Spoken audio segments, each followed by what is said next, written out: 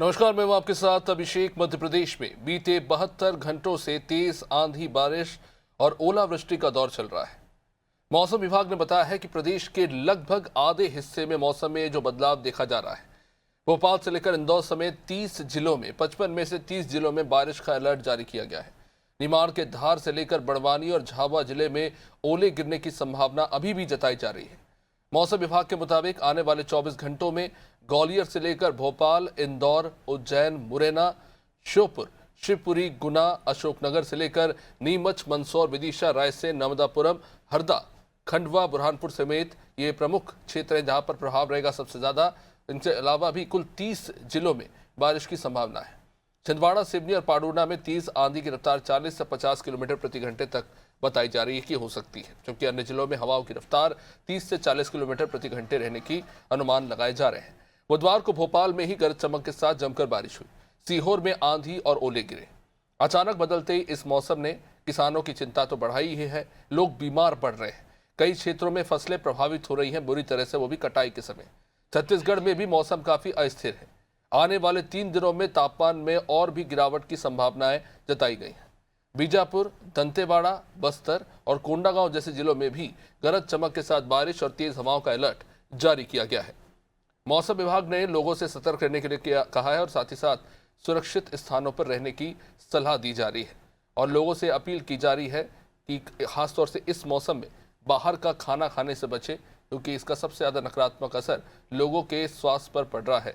लेकिन इन सब के बीच में सबसे बड़ी चिंता का विषय इस वक्त है जहां कटाई का समय चल रहा है। खड़ी फसल इस वक्त खेतों में है और ऐसे में किसानों के लिए एक बहुत बड़ी चुनौती ये बन गया है। हमारे साथ हमारे तमाम साथी जुड़ गए हैं, अलग अलग क्षेत्रों से जानने की कोशिश करेंगे वहां पर किस तरह के हालात हैं और किस तरह से डील किया जा रहा है। सबसे पहले बात कर लेते हैं संजय मालवीय, हमारे साथ नर्मदापुरम से जुड़ चुके हैं। संजय, कटाई का समय चल रहा है, उस बीच इस तरह से जो बारिश और ओलावृष्टि हो रही है, ऐसे में एक बड़ी चिंता का विषय खासतौर से किसानों की जो उपज है, जो अब कटाई का समय है और वहां पर खेत में फसल पड़ी हुई है, ऐसे में उनके पास क्या विकल्प बचता है? इस वक्त क्या हालात देख रहे हैं आप वहां पर? जी अभिषेक, मैं बता दूं कि नर्मदापुरम जिले की अगर हम बात करें तो नर्मदापुरम जिले में पिछले 5 दिनों से जो मौसम का तापमान में उतार चढ़ाव यहाँ पर आ रहा है। और कभी तेज धूप निकल रही है और कभी एकदम से तेज बादल भी होते हैं और रात में कहीं ना कहीं बूंदाबांदी यहाँ पर हो रही है। वहीं हम किसानों की बात करें तो लगभग यहाँ पर जो है वो 80-90% जो है कटाई गेहूं की हो चुकी है और मूंग की बोनी के लिए किसान यहाँ पर तैयारी कर रहा है और मूंग की बोनी लगभग कुछ क्षेत्रों में हो भी गई है। यहाँ पर जो है 28 मार्च से अचानक मौसम में परिवर्तन देखा जा रहा है और 30 मार्च को रात में यहाँ पर तेज आंधी भी चली थी, जिससे लोगों को काफी परेशानी का सामना यहाँ पर करना पड़ा था। और रात के समय धूल भरी जो आंधी चली थी, कहीं बिजली के तार भी टूटे थे, कहीं पर ऐसी कई प्रकार की समस्याएं यहाँ पर आई थी। वहीं बुधवार देर रात यहाँ पर कल हल्की बारिश भी हुई है। और मौसम विभाग का कहना है कि जो साइक्लोनिक सर्कुलेशन जो है उसके कारण यहाँ पर जो है मौसम में बदलाव आया है। वहीं अगर हम बात करें तापमान की तो तापमान में भी यहाँ पर लगातार बढ़ोतरी हो रही है। पिछले 3 दिनों में हम देख रहे हैं कि 38.5 से बढ़कर के 40 डिग्री तक तापमान यहाँ पर पहुंच गया है, जिससे झुलसाने वाली गर्मी जो है वो नर्मदापुरम में पड़ रही है, जिससे लोगों को खासी परेशानी का सामना करना पड़ रहा है। वहीं हम बात करें स्वास्थ्य को लेकर तो स्वास्थ्य विभाग में भी इस समय जो है अस्पतालों में देखी जा रही है लंबी लाइन लगी है, जहां पर सर्दी, खांसी और तेज बुखार के मरीजों में लगातार यहाँ पर बढ़ोतरी देखी जा रही है। जहां पर लोगों का ये कहना है कि जो अचानक जो मौसम में परिवर्तन आ रहा है, इसके कारण कहीं ना कहीं एक इन्फेक्शन जो है वो लोगों में फैल रहा है। जी। अ, जी, लेकिन साथ ही साथ एक और सवाल ये भी है कि ये जो ओलावृष्टि हो रही है संजय, उसको लेकर क्या स्थिति, क्या इसका कुछ प्रभाव पड़ रहा है? जैसे कि आपने कहा कि मूंग की बुआई हो चुकी है, क्या इस ओलावृष्टि का कुछ खास असर पड़ रहा है? नर्मदापुरम में किसानों का क्या कहना है? जी अभिषेक, बिल्कुल मैं बता दूं कि जहां पर अगर फसल खड़ी है, गेहूं की फसल की किसी कारणवश अगर कटाई लेट हुई है, हार्वेस्टर नहीं मिल पाया है, लेबर नहीं मिल पाई है, और अगर गेहूं की फसल कट करके बाहर पड़ी हुई है और अगर इस कंडीशन में ओले पड़ते हैं तो जो गेहूं बाली का जो गेहूं है वो झड़ जाता है और कहीं ना कहीं इससे भारी नुकसान किसानों को होता है। लेकिन नर्मदापुरम की अगर हम बात करें तो नर्मदापुरम के जो आसपास, जैसा कि कृषि प्रधान जो जिला है, आसपास जो है वो लगभग गेहूं की ही फसल यहाँ पर बोई गई थी। और अभी देखा गया है कि लगभग 80 से 90% कटाई होकर के किसान ने गेहूं निकाल करके अपने घर में भर लिया है। और मूंग की अगर हम बात करें तो मूंग की अभी बोनी चल रही है, और ऐसे में अगर ओलावृष्टि होती तो कहीं कोई नुकसान की आशंका नहीं जताई जाती है। जी। एक और सवाल है संजय, जैसा कि आपने कहा कि मूंग की आपने कहा बुआई हो चुकी है और गेहूं की 90% तक कटाई हो चुकी है। ऐसे में एक बड़ा सवाल यह है कि क्योंकि देखिए अब गेहूं खरीदी भी शुरू होने वाली। संजय लौटूंगा आपके पास, दिव्या भी हमारे साथ जुड़ चुकी है राजधानी भोपाल से। दिव्या देखिए गेहूं की खरीदी शुरू होने वाली है, कहीं कहीं पर 50 तो कहीं कहीं पर 70 से 80% तक कटाई हो चुकी है, लेकिन खरीदी के समय जिस तरह का मौसम बन रहा है, आंधी बारिश और ओले का, इस पर क्या कह सकते हैं, कहीं ना कहीं किसानों के लिए एक बड़ी चिंता।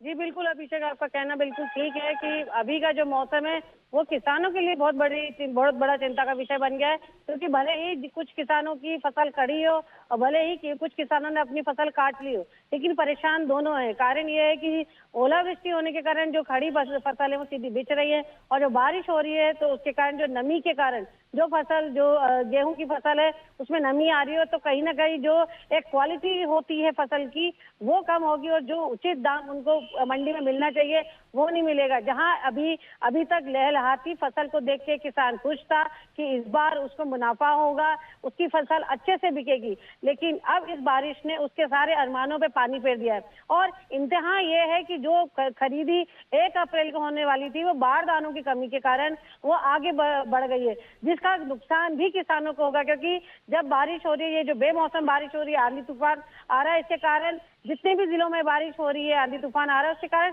फसलें खराब हो रही है। तो जब खरीदी होगी तो कहीं ना कहीं जो क्वालिटी ऑफ जो सीड्स है वो खराब होगा, और इसका खामियाजा नुकसान लोगों को जो है किसानों को उठाना पड़ेगा। और अगर बात करें मौसम विभाग की अभिषेक, तो जो मौसम विभाग का पूर्वानुमान है कि आने वाले 48 घंटे में एक बार फिर आंधी तूफान, बारिश और ओलावृष्टि हो सकती है। तो इसका मतलब ये है कि ये जो मौसम में बदलाव है इससे जो किसान है चिंता में है। अभिषेक।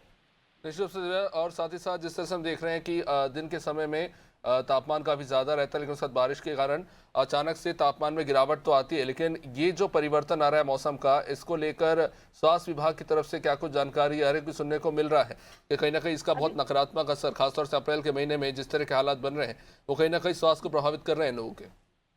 जी बिल्कुल अभिषेक, जो अभी आप देखिए कि अभी ये उम्मीद की जा रही थी कि भीषण गर्मी पड़ने वाली है, और जैसे ही तापमान 40 डिग्री के आसपास आता है, वैसे ही जो एक साइक्लोनिक सर्कुलेशन है वो सिस्टम होता है, टर्फ लाइन के कारण बारिश होना शुरू हो जाती है, और फिर से तापमान कुछ समय के लिए नीचे आ जाता है। लेकिन जो ये तापमान में बार बार उतार और चढ़ाव है, ये कहीं ना कहीं लोगों के लिए भी अच्छा नहीं है, लोगों के स्वास्थ्य के लिए भी अच्छा नहीं है। और यही कारण है कि लोग बीमार पड़ने लगे।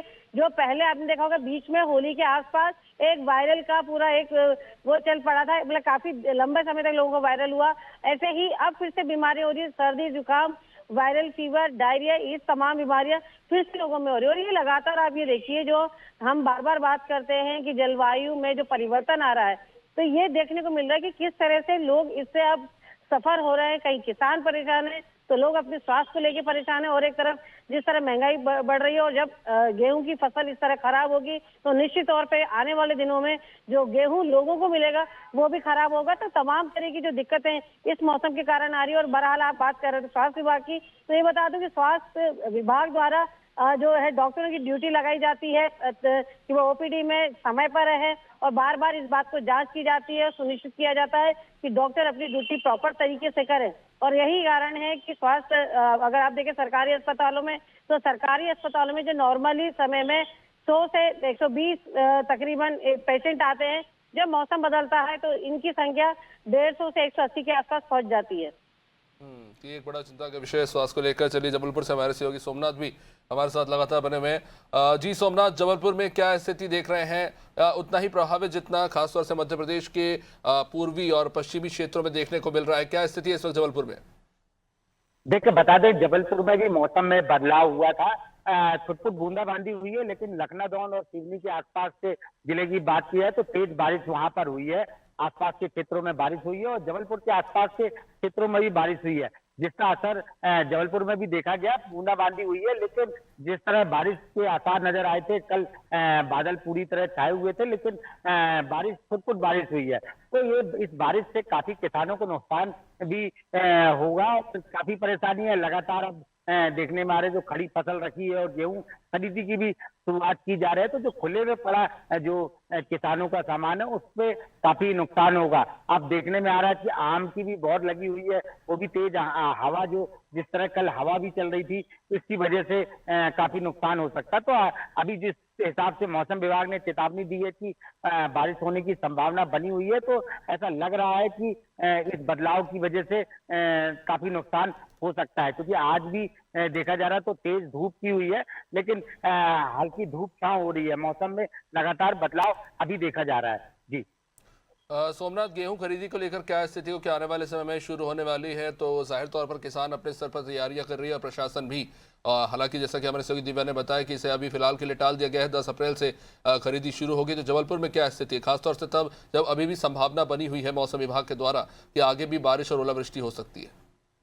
देखिए, गेहूं खरीदी का जिला कलेक्टर द्वारा पूरी तैयारी की गई है, स्लॉट बुकिंग हो रही है और तैयारी जो खरीदी का क्रम है वो भी सुचारू रूप से चलेगा, क्योंकि इसमें भी कोई बदलाव नहीं किया जाए। यह है कि सुरक्षा के जो इंतजाम किए जाए, जहां भी खरीदी की जाएगी शेड होगा और पानी से बचाव के लिए पानी तिरपाल की व्यवस्था करने के निर्देश दिए गए हैं, ताकि किसी प्रकार की कोई नुकसान ना हो। तो प्रशासन की तरफ से पूरे तरह से एहतियात बरतने के लिए कहा गया है, क्योंकि पिछले वर्ष भी इस तरह बारिश के आसार हो गए थे, बारिश हुई थी जिसकी वजह से कुछ किसानों के गेहूं खराब हुए थे। तो इसको ध्यान में रखते हुए प्रशासन जिला कलेक्टर द्वारा सबको निर्देशित किया गया है और अभी जो टीएल बैठक कल हुई थी उसके अनुसार सभी को निर्देशित किया गया कि पूरी जो व्यवस्था है उसको बनाकर सुचारू रूप से रखना है, ताकि खरीदी में कोई व्यवधान ना आए और बारिश अगर होती है तो उसमें भी अव्यवस्थाएं ना फैले। जी निश्चित रूप से सोमनाथ बनर्जी हमारे साथ, इंदौर से हमारे सहयोगी योगेश भी हमारे साथ जुड़ चुके हैं।